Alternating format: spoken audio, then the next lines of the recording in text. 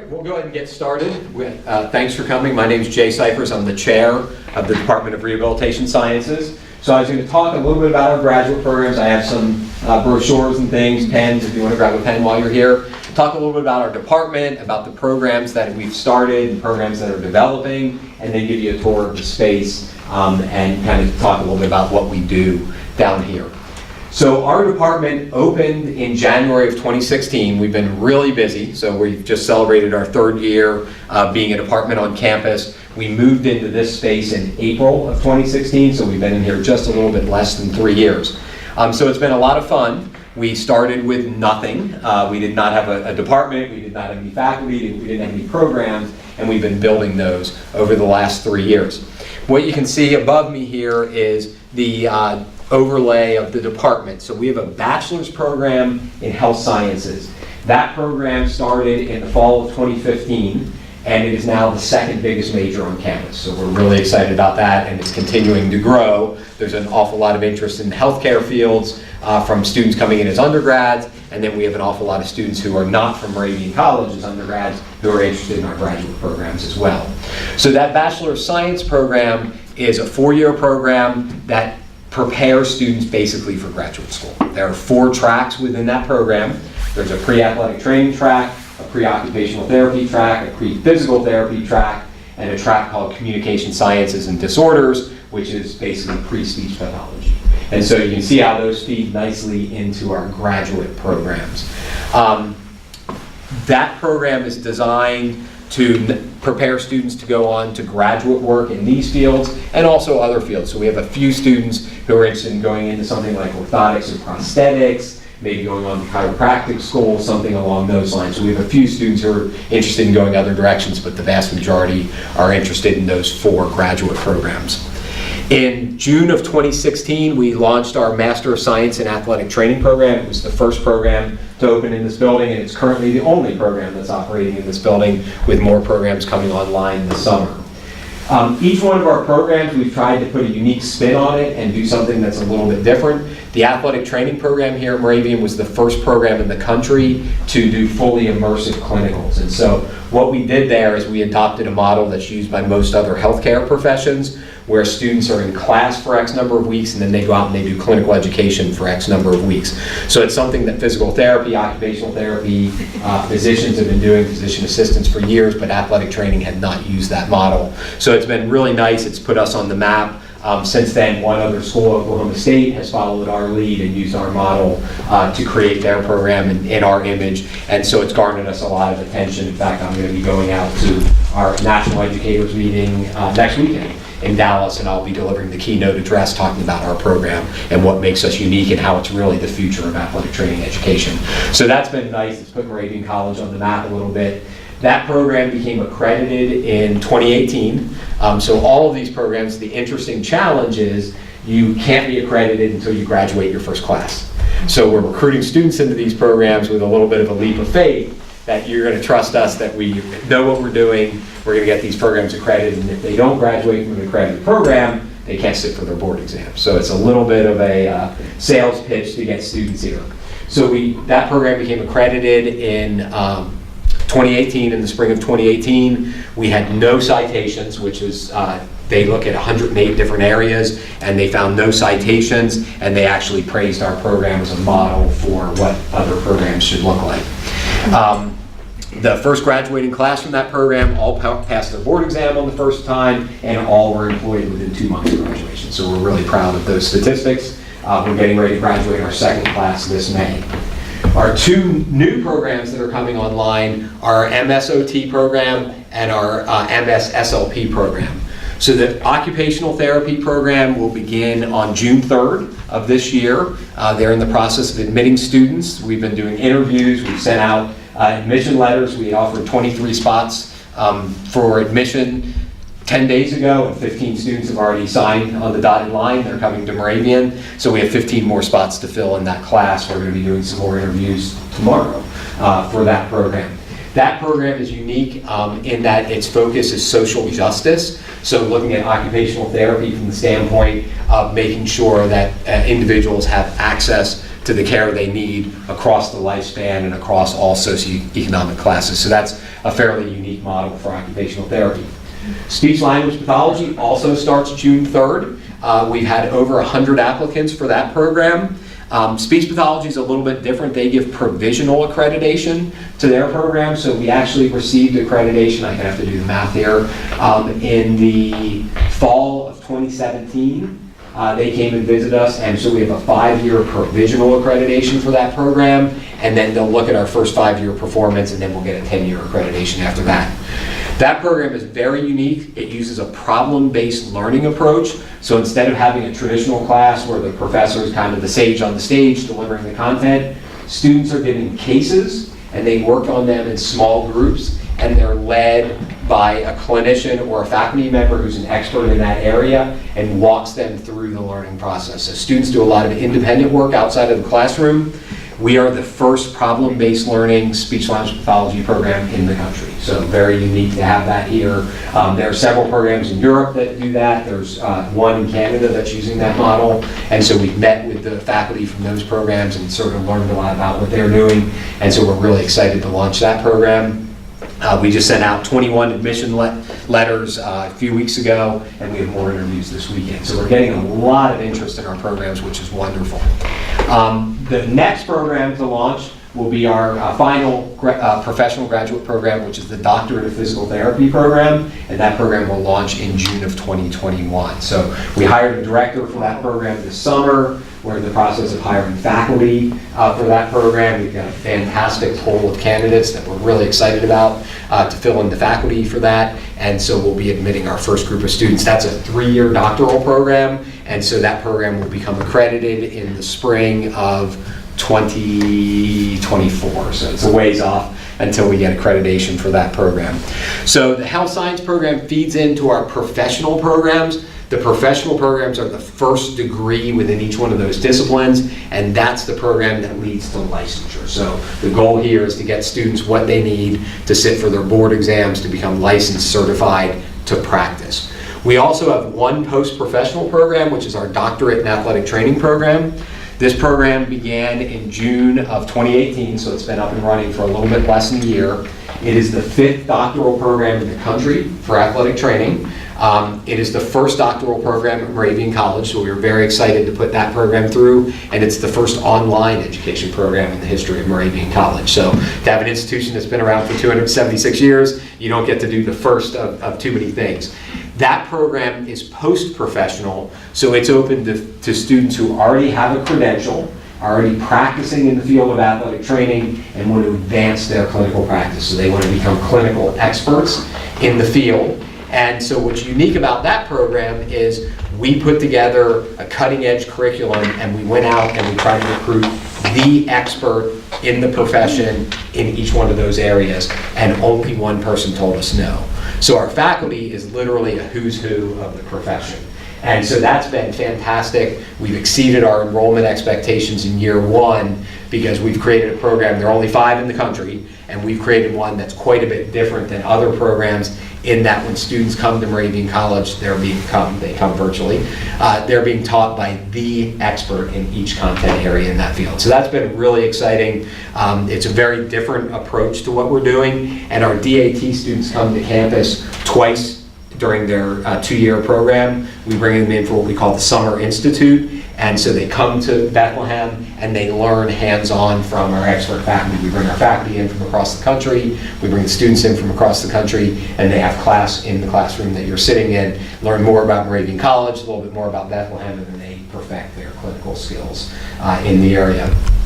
Going forward, what we expect to see are more things filling in this bottom line. So within occupational therapy, there are specialty certifications in hand therapy, pediatrics, geriatrics that practicing clinicians can get. In physical therapy, there are 8 specialty areas that we can build on, and then the same thing in speech pathology. So after we get all our professional programs up and accredited, we'll be building out more post-professional programs that have unique niches that, again, kind of speak to the uniqueness of Moravian College and what our faculty bring to the table. So it's been an exciting 3 years. We've created 6 programs. We've gotten 2 accredited. We have 2 more coming on board, and then 1 in 2021. And we're really growing. I was saying it's been pretty quiet down here the first 3 years because we've only had athletic training up and running, but we're going to be tripling our graduate enrollment this year, and by the summer of 2021 we'll see a tenfold increase in graduate enrollment just in this building. So it's kind of been a slow rollout to get up and running, but we're getting ready to really see it take off here. Any questions about any of our programs? You mentioned the doctorate in athletic training is a post-professional program.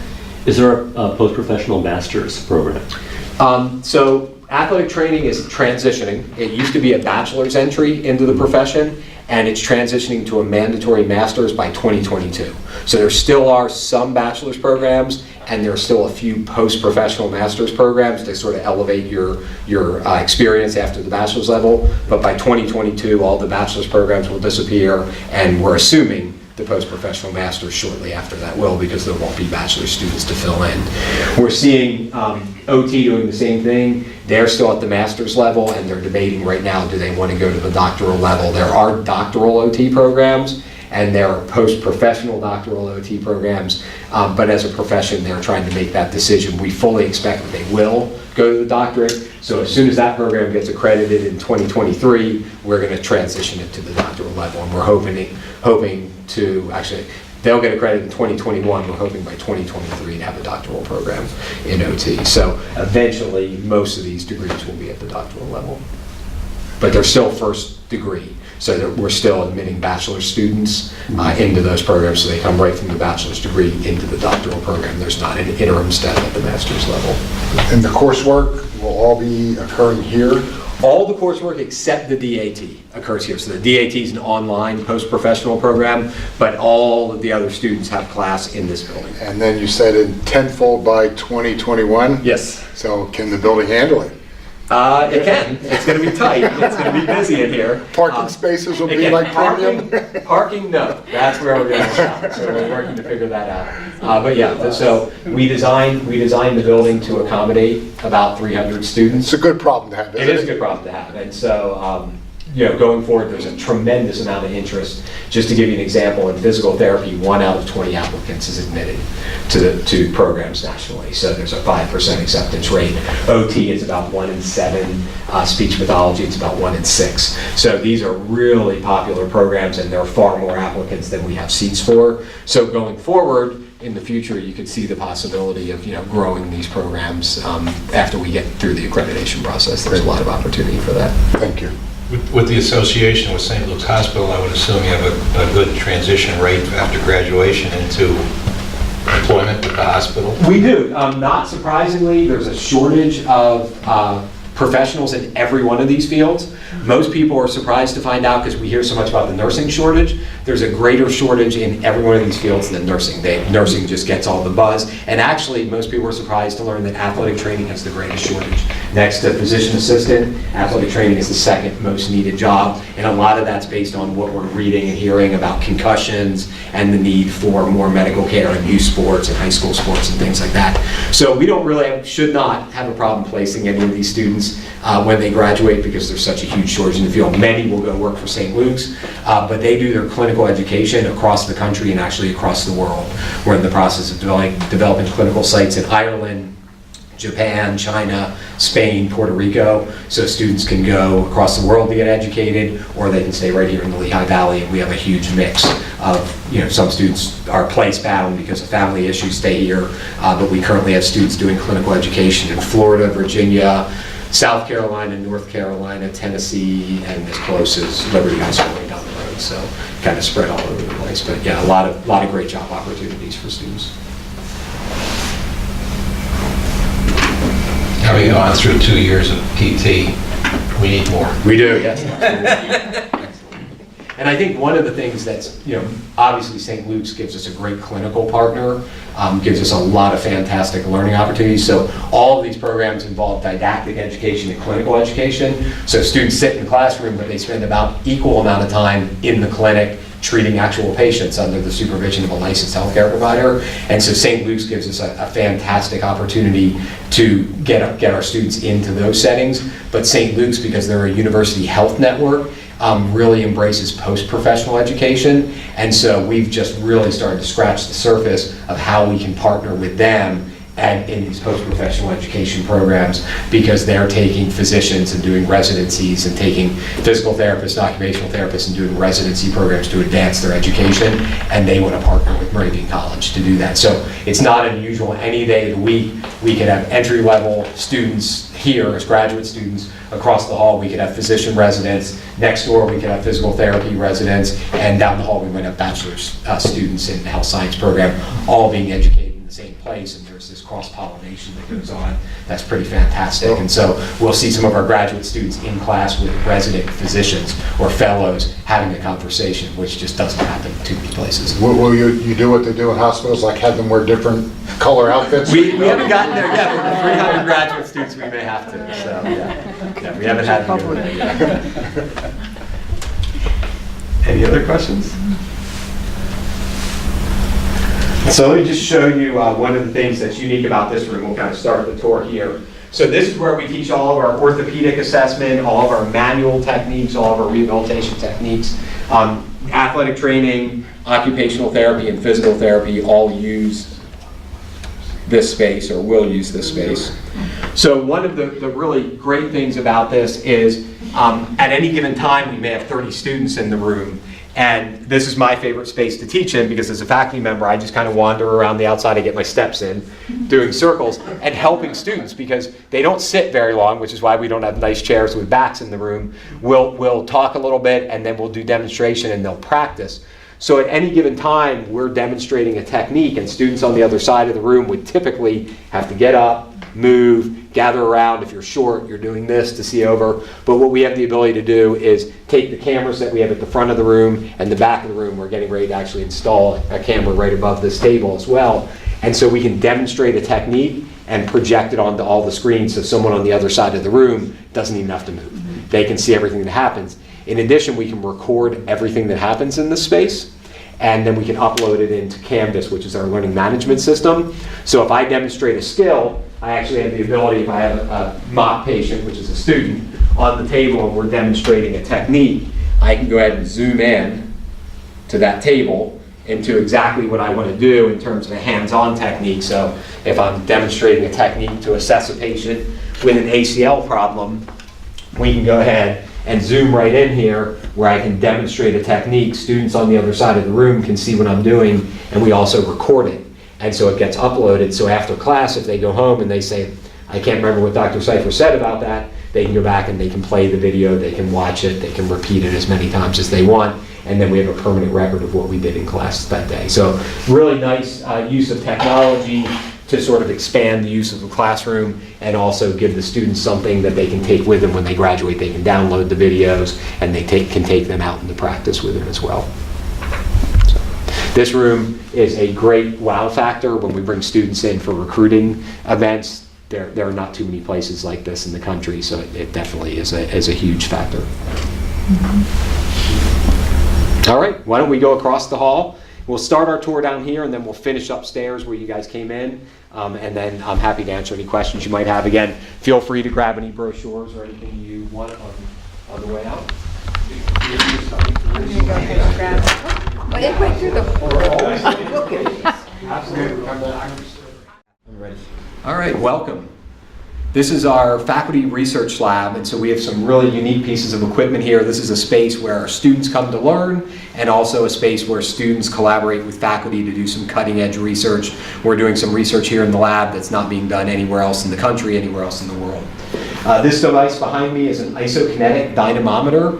This is a device that's used primarily on patients who have had surgery. It allows us to look at strength, power, and endurance of everything from the fingertips to the toes and everything in between. Primarily it's used for shoulder and knee rehabilitation.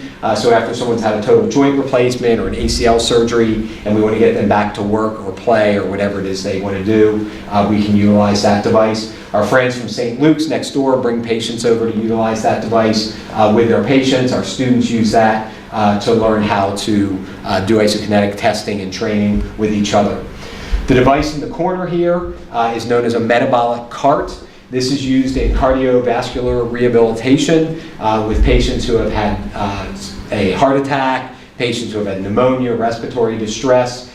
We can do stress testing on that device to see how they're utilizing oxygen, but it also can be used on world-class athletes. They have these in Olympic training centers to take our Olympians and help them become better at what they're doing in their sport. We utilize this here at Moravian College with our college cross-country and track athletes. We'll bring them down and do VO2 max testing with them to work with them and their coaches and the strength and conditioning specialists to figure out how they can perform better within their sport. The last thing that's in this room is part of our research. We have a musculoskeletal ultrasound here in the corner, which allows us to visualize what's happening inside the body during a variety of different treatments. And we actually have some devices here that measure tissue temperature change. So myself and one of our other faculty have a real interest in looking at how therapeutic modalities like ultrasound, diathermy, heat, cold, work to change tissue metabolism and change tissue temperature. So what we're able to do here is put needles into our subjects, measure tissue temperature change, blood flow change, while we administer different treatments. And so we've been fortunate enough to get a couple grants to study different therapeutic modalities like the thermostim probe, continuous shortwave diathermy, and some other devices. And we've actually been the first place in the country that's published on these different devices right here in our lab at Moravian College. So this is a great space, a great collaborative space, a great learning space for our students, and it makes the building even more unique. There's a physical therapist, an occupational therapist, and speech pathologists, and physicians and nurses and all sorts of other people so that they're ready to practice in an interdisciplinary environment. There are only 5 schools in the country that have the mix of programs that we have here, and none of them have them all in the same department. So we are completely unique in what we're doing here, and it's sort of a grand experiment to see, how this is going to run. So we're really, really excited to have OT and speech coming on this summer because we're going to finally be able to launch that vision because we've only had one discipline here so far, which is athletic training. So this classroom is a traditional classroom, but what we'll do is we'll get those groups of students together and we'll give them cases, we'll move the furniture around and have them work in teams to say what does each discipline bring to the table and how would they work to treat this patient.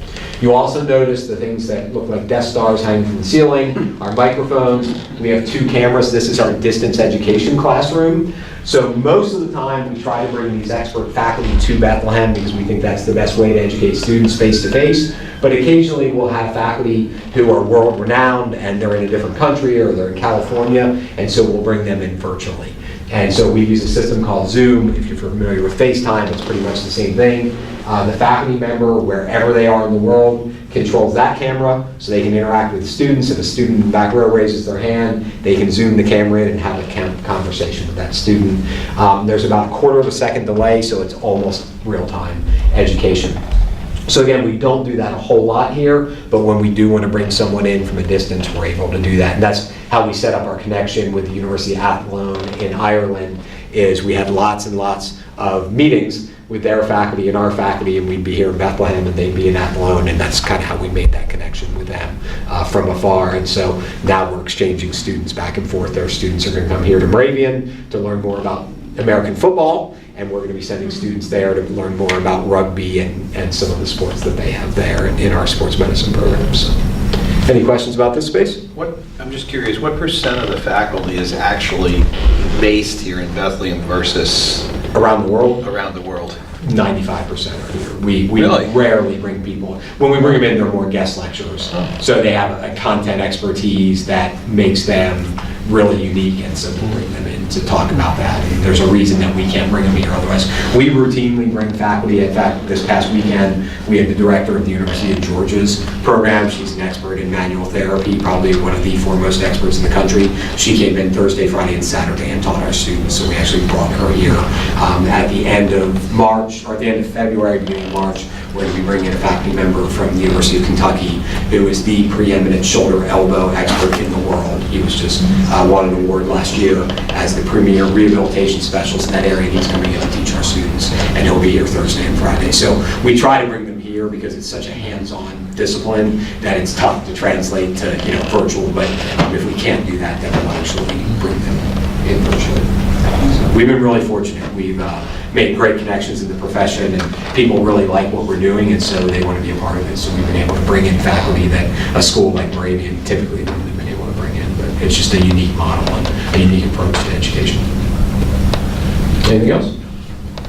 Next door, we're going to bypass it, but it's a mirror image of this, but without the distance education technology. So it's just a traditional classroom. We're going to go to the room next door to that. Technology as well. So they're going to partner in using this equipment down here. So we've just been really, really fortunate to recruit people that are outside the box thinkers and kind of do different and unique things. So the hearing booth will go in. This will move upstairs. We have a couple really interesting pieces of equipment. The thermostat probe that I was saying we did the research on and sort of disproved is right here, so our students get experience with that. We get to expose them to what that looks like, and then we also get to educate them on whether that works or not. We have a couple of Class 3 lasers in here. Next door they have a Class 4 laser, which we borrow and use. This is a device we're really excited about. This is called extracorporeal shockwave therapy. This is something that's almost exclusively used in Europe. Very few of these in the United States, and it's a device that delivers a almost like a pulsating effect. There's a piece of metal in here that moves back and forth very quickly, about 15 times a second, and it creates inflammation. And you would think, well, why would you want to create inflammation? But in tendons that aren't healing appropriately, we want to cause an inflammatory response, and it actually accelerates the healing. So it's used for plantar fasciitis, tennis elbow, Achilles tendonitis. We got a grant. This is a $50,000 piece of equipment, and we got a grant, and we're able to purchase this from the company, and we're getting ready to launch a research study looking at Achilles tendonitis in runners who have had chronic Achilles tendonitis, and to see if we can get them better with treatment with this device. The amazing thing about this is most of the research shows that within 6 treatments, people have had chronic pain get better. So if you know anybody who has Achilles tendonitis or interested, send them our way. We're going to be starting that. And so I believe we're one of a handful of programs in the country that even have access to this device, and so the company's working with us to do some cutting edge research, and we're going to be including students in that as well. So what do you use the lasers for? You say that laser, so Class 3 laser is used to promote tissue healing. Class 4 laser actually goes a little bit deeper. It goes up to 5 centimeters deep. We didn't buy a Class 4 laser because if you don't know what you're doing with a Class 4 laser, you can burn a hole in that doorway or a hole in someone's leg. So we decided not to buy one of those because students actually have 24/7 access to this building. They can use their Moravian card to come in because we want them to have access to the equipment and be able to practice with it. But we said, Class 4 laser is a little dangerous. But it's used to promote tissue healing. And so it's an interesting device, used most specifically for wound healing, like in diabetics, but also for people that have tendinopathies and ligament sprains and things like that. Do you do anything with, and I don't know what the technical term is, where they go into this extremely cold cryo chambers? We don't have one of those. There is one in Allentown, and we've taken students over to see it, but they're really expensive. So no, we don't do that. We kind of educate our students a little bit about that. So this is a room also, because of the interprofessional education, PT, OT, and AT will all use this room. Again, students will be in class together. Which also is great because they learn about each other's profession and they have more respect for each other.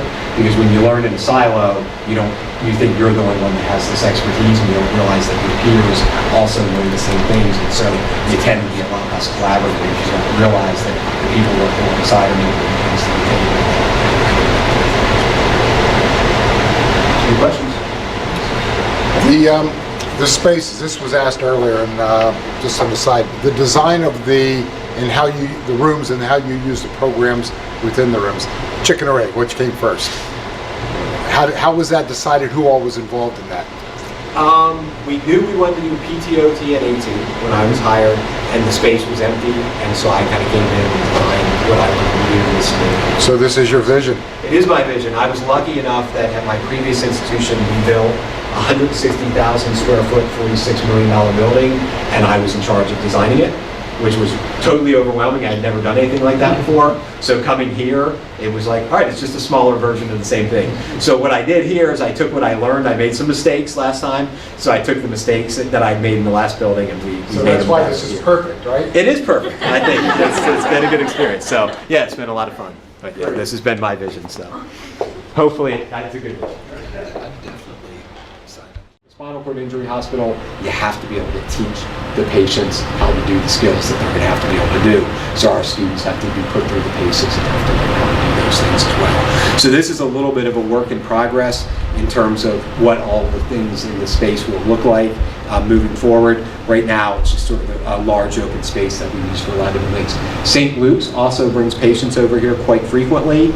We actually had a patient at St. Luke's who was doing roller derby. I never envisioned when we designed the space that this would happen, but she was struggling with doing some of the maneuvers she had to do in roller derby, so she brought her skates to therapy one day. We brought her down here. We had the videotape going, and she performed some of the things she had to do in roller derby. We were able to videotape it, slow-mo it, talk to her about what techniques she could do differently, where she needed strengthening. And so I never imagined they would be roller skating on a hardwood, but we used it for that reason. So again, just really, really nice collaboration back and forth, because you're sitting in the clinic there, they don't have this kind of space to be able to do growing activities with the patients.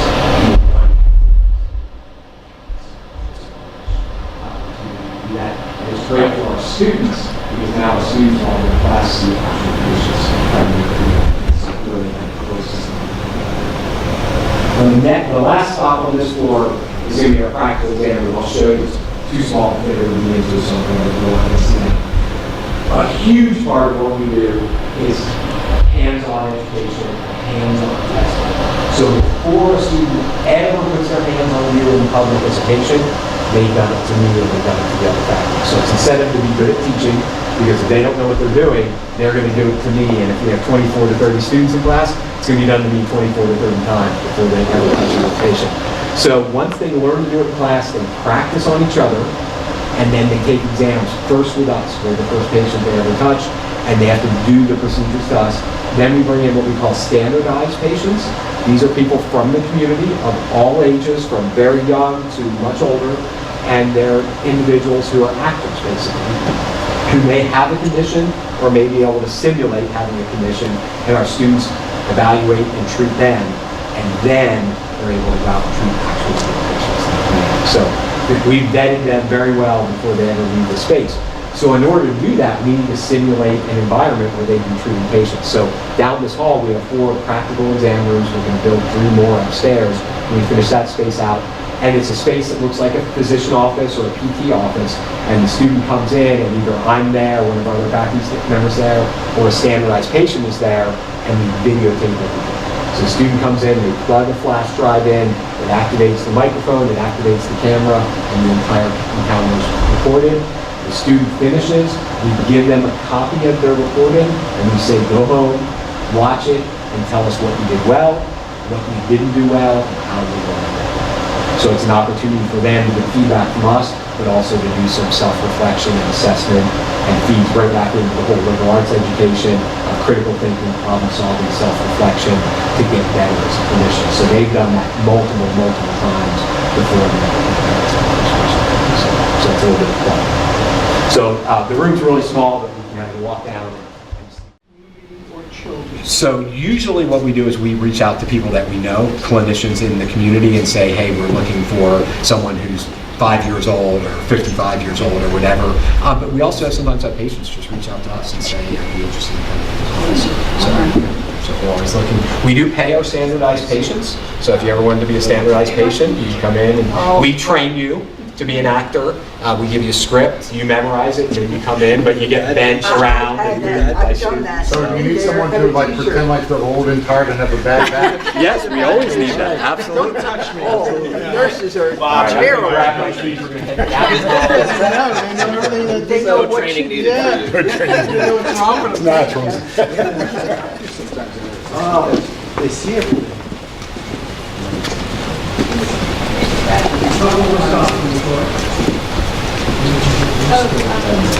I did my bachelor's degree, I started my bachelor's degree in Alabama, but I finished it. Flows changing within a muscle, and when we put that needle into their calf to make sure we're not hitting anything important, we use that in that way. It's an area that we're educating our students on, because on the sidelines in the NFL, Division I college, they're using those devices. So when someone gets an injury, they're not shipping them off for an MRI, they're imaging them right on the sidelines to make a decision if they can go back. So when you would ask an athlete, well, when you move that, how does it feel? Yep. And they're trying to describe it, you're actually going to be able to see We can what's see it. happening, which, Absolutely. And we can even stress the ligament. So if we think that they've torn the ligament, they need Tommy John surgery, we can stress it, and we can see the ligament gap open and say, yep, you've torn it, you go into surgery. So, yeah, very cool. So patients come in, and lots of treatment rooms here. There's a DME center, so if they need bracing here, they can get bracing. If they need crutches or pain, we're able to do that. If they need sutures, casting, any of those things, those are done. That's another huge area of athletic training. Just the space downstairs for the summer, and then we'll move those programs upstairs. That's an aggressive time schedule. Is that Brian putting it up? It is, well, it was all shelled out when the building was built, so all the wiring and everything's there, it's just kind of coming in and putting flooring in and finishing it out, but, yeah, so. sequencing it as you're ready for the programs to start, not having the spaces there waiting for kids. Part of the challenge was, I'm a physical therapist and athletic trainer, so I knew those fields, but I'm not a speech pathologist or an OT, and so I felt really comfortable designing downstairs, which is our orthopedic space, but I wasn't nearly as comfortable designing this, and so we wanted to wait till we had our program directors in place. So this summer we hired our PT and OT directors, so now that we have everybody in place, they are able to give input, which was a lot better. So the space is going to be exactly what our directors want it to be, as opposed to me guessing what they wanted it to be, and so we've made some revisions and refined a few things. All right, so we'll come this way and we'll finish up the tour, and then I'll answer any questions you guys have.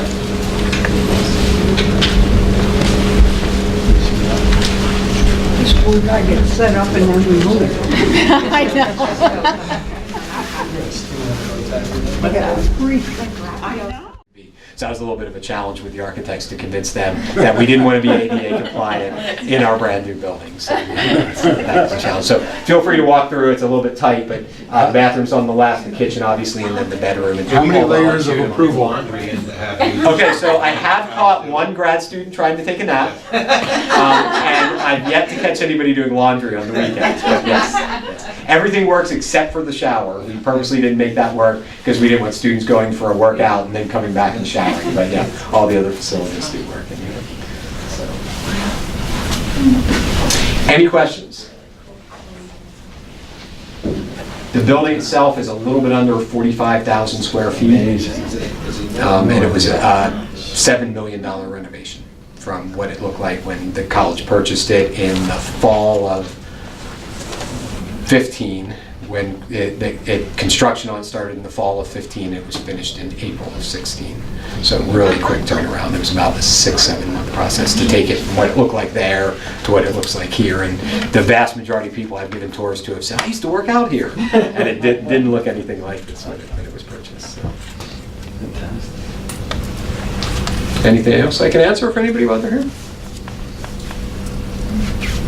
Help yourself to a pen downstairs. We have brochures. Feel free to hang around, get some food, get a drink. I'm happy to scoot one over on with anybody else's You have questions. a potential prospective. That's awesome. student. Happy to answer that question.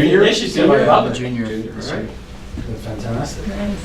One of the things that's also nice, and I always tell prospective students this, is if they come here for undergrad and they decide they really like the Moravian experience, but they want to go somewhere else for grad school, they can, because you're not locked into just Moravian's programs. We prepare you to go anywhere in the country for grad school, or vice versa. If they decide Kutztown's a better fit for them as an undergraduate student, they can still come to graduate school here. That's unique. So like Scranton has a graduate PT program. You have to come in as a freshman, and you transition in. They only take outside students if they have filled their seats with their own students, and that's the way a lot of programs are set up, but we want to fill our graduate programs with a mix of Moravian undergrads and folks who come from other places. We think it adds to the diversity, it adds to the experience, they bring different expertise to the table. And so right now in our AT program, we're probably about 33% Moravian, 67% outside. So far in our OT program, of the 15 students that accepted admission, 4 from Moravian, so it's about 30% or so from Moravian. So that's nice because it allows us us to attract students. We just admitted a student, it's accepted admission into our AT program from California today. So we're really drawing, we have 3 students coming from Puerto Rico this year in our AT program, so we have a national reach in terms of what we're doing, and it's because we're doing a lot of really unique things here that are attracting students to the program. I'll stop talking now. That was my question. Where are they coming from, the other students? They're all over the place. All over the place. Our first class, they were all from New Jersey and Pennsylvania. Our second class, we had one from Columbia, the country, from Missouri, from North Carolina, New York. Third class, they were from as far away as New Hampshire, Massachusetts, North Carolina, Puerto Rico, and now we've gone all the way to California. So the reach is slowly expanding out. Thank you very And we're much. seeing about a 100% increase in applications each year. So in the athletic training program, we're seeing that as well. We're predicting by 2021, we'll have over 1,000 applicants for our 4 programs. Just because we know statistically, most PT programs draw between 500 and 700 applicants. And we have 30 seats available, so it's super competitive to get in. Very good. Average GPA is about 3.7, so these are really motivating for the students that are coming into these programs. I can tell you as the director of alumni engagement, many times I'll have alumni say, so tell me, that athletic program, that's pretty special, isn't it? and yes, it is. It is. So We're trying to do something unique here. Thank you. Thanks. I appreciate it. Thank you very much. Thanks for coming. Thanks for your time. Thank you.